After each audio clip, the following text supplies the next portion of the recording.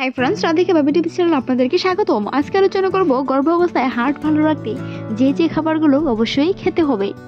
গর্ভাবস্থায় হার্ট ভালো রাখা একটি গুরুত্বপূর্ণ দিক। গর্ভের শিশুর হার্ট ভালো রাখতে চাইলে মাকে এই খাবারগুলো অবশ্যই খেতে হবে। গর্ভধারণের পরিকল্পনা আগে থেকেই পুষ্টিকর ও স্বাস্থ্যকর খাবার গ্রহণ করতে হবে, কারণ এই খাবারগুলো গ্রহণ করার মাধ্যমে একটি নবজাতক শিশুর জন্মের পর হৃদযন্ত্র সংক্রান্ত জটিলতা হওয়ার ঝুঁকি অনেকটাই কমে আসে। স্বাস্থ্যকর খাবারগুলো তার নবজাতকের শরীর গঠনের জন্য একজন গর্ভবতী মায়ের পুষ্টিকর খাবার খুবই গুরুত্বপূর্ণ।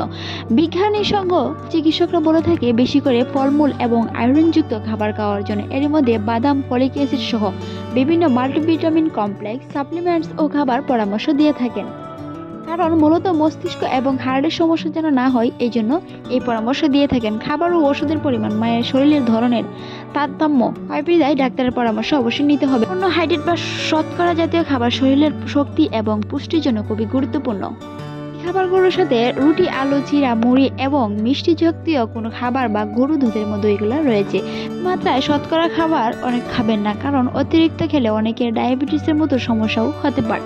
গর্ভাবস্থায় ডায়াবেটিসের সমস্যা থেকে এড়িয়ে চলতে খাবারগুলো অবশ্যই গুরুত্ব দিয়ে খেতে হবে। প্রোটিন বা আমিষ এবং ফ্ল্যাট বা চর্বি জাতীয় খাবার গর্ভধারণে খুবই ভালো।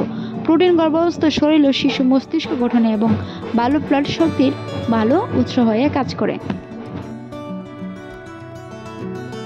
এর সাথে শরীরের বিভিন্ন প্রয়োজনীয় সকল ভিটামিনস, প্রয়োজনীয় হরমোন পরিহার্য করতেও সাহায্য করে। প্রোটিন থাকে মাছ, মাংস, ডিম, দুধ, ডাল, বাদাম, সিমের বীজ, এমনকি ঘি, মাখন এবং তেলের চর্বিতেও এগুলা হয়ে থাকে। গর্ভবতী মায়ের রোগ প্রতিরোধ, ক্ষয়পূরণ ও শক্তি বৃদ্ধিতে vitamin A, B complex, vitamin D, vitamin K এবং ভিটামিন সি সমৃদ্ধ খাবার খেতে হবে। মনে রাখতে হবে গর্ভাবস্থায় আয়রনযুক্ত খাবারও খুব বেশি প্রয়োজনীয়। গর্ভকালে রোজ প্রচুর পরিমাণে পানি, বিভিন্ন স্যুপ, ফলের রস ও খাওয়া যেতে পারে, তবে মনে রাখবেন ড্রিঙ্কস কিংবা ধূমপান এড়িয়ে চলতে হবে। গর্ভকালে প্রচুর পরিমাণে পানি খেতে বলেন চিকিৎসকরা। ভিডিওটি এই পর্যন্তই। ভালো লাগলে সাবস্ক্রাইব করবেন। ধন্যবাদ।